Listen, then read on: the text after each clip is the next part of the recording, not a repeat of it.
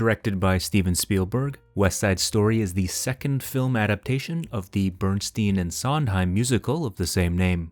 Set in 1950s America, a white gang called the Jets battle the Puerto Rican Sharks for control over their soon-to-be demolished West Side Manhattan neighborhood. The leader of the Sharks, Riff, goes to his friend Tony, played by Ansel Elgort, to join the fight, but Tony refuses, having just gotten out of jail for nearly beating a man to death in a previous gang altercation.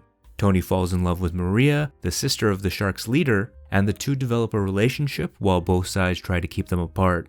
Let's just start with the bad here. The only thing a musical has to do is have good songs, and this movie doesn't. Every song is either terrible or forgettable. What makes it worse is the choice of instruments. It's all done with shrill whistles and flutes. This, combined with all the women singing in a really high register, makes every song sound like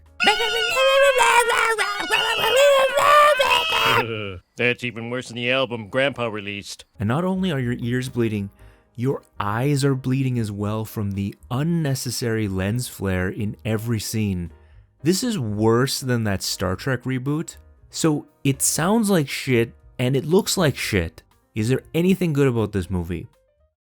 So I was going to make a joke here about Ansel Elgort's giant head and how the whites and Puerto Ricans were battling over control of it, and then in the end they should have just gotten along because there was plenty of space. But I'm not going to do that. Instead, I will summarize the story because it has one of the worst, most nonsensical plots ever.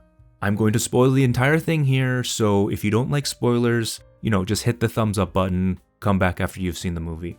But seriously, there is no reason to watch this movie, so I don't even think it matters. Anyways, here we go. So there's a lot of hostility going on in the neighborhood, but for some reason, everyone decides to go to a school dance that is just filled with rival gang members. Maria's brother Bernardo goes with his girlfriend Anita, and he sets up Maria with his friend Chino. Chino gets cucked, and Maria and Tony fall in love, while the Jets and Sharks organize a rumble in the bathroom. A rumble is apparently some kind of fight which takes place at a predetermined time and place, where no one is allowed to bring weapons. So I don't even understand how this was supposed to end without people killing each other. How is beating up some guys get you in control of the neighborhood? They still live there, and who even determines who wins? Is there like a doctor who tallies up the injuries? These are all things that were running through my head because I had no idea what the fuck a rumble was supposed to be. Tony and Maria start going out in secret, and the entire time, Tony is crying to everyone about how he doesn't want to fight because almost killing someone really traumatized him, and he's afraid of the person he was becoming, and he wants to turn his life around. Despite this, not only does Tony end up going to the rumble, he kills Maria's brother, and it isn't even like in an accident or self-defense, he just stabs him out of anger. So he runs off and climbs into Maria's bedroom window and confesses that he killed her brother and that he's going to turn himself in. She is upset for literally 2 seconds and then immediately has sex with him. After the sex, Tony is like, "Hey, remember when I told everyone about my PTSD from almost killing someone, and now that I've actually gone through with it? Well, at first, I was feeling a little bummed, but after that Puerto Poon, I feel great. I don't feel bad at all.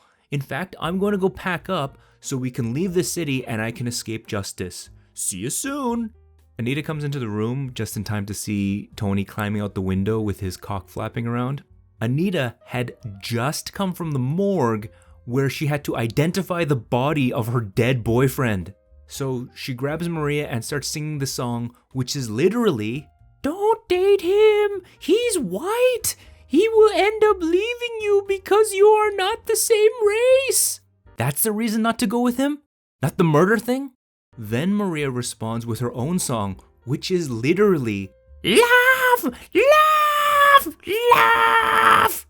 Then Anita goes, I never thought of it that way.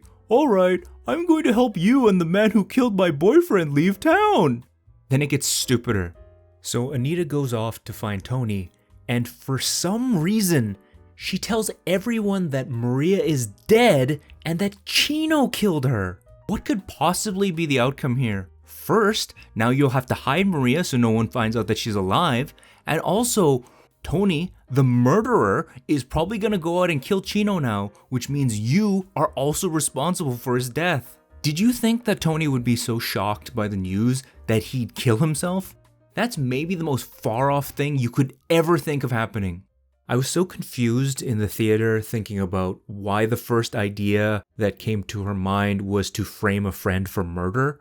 Eventually I had to calm myself down by realizing that this character and the person who wrote her obviously have minds that are so far outside of the realm of logic that it would be impossible for a normal thinking person to even begin to understand. Then Chino, who I guess is now a dangerous incel, shows up and kills Tony, which is the only time I smiled the entire movie. The end. This has to be one of the worst movies I've ever seen. There are no redeeming qualities whatsoever. I was shocked at how, with all the people that had to have worked on this, not a single person said, "Are you sure we should make this? The story makes zero sense. Also, I'm deaf from the terrible music." Now let's look at what the greatest source of film criticism, Rotten Tomatoes, has to say. 93%? Are you fucking kidding me? A solidly entertaining remake peppered with a few transcendent moments. The film boasts intimacy, emotion, creating a warm sense of déjà vu, mitigated by the story's still potent condemnation of bigotry and violence. Yes, this movie where the two main characters have sex with each other only when one of them commits a racially motivated gang murder and the other one has some weird death fetish. Sure, just beautiful, beautiful story for the ages. I've seen a lot of bad and boring movies in 2021, but this is the only one that made me angry. Absolutely a waste of time and one of the worst movies ever made. I'd have to give West Side Story a 0 out of 5. ¿Qué está pasando, mi gente? Este critical puertorriqueño. Nada más quería decirle que me acabo de cagar el culo. ¡Woo! Yeah, baby!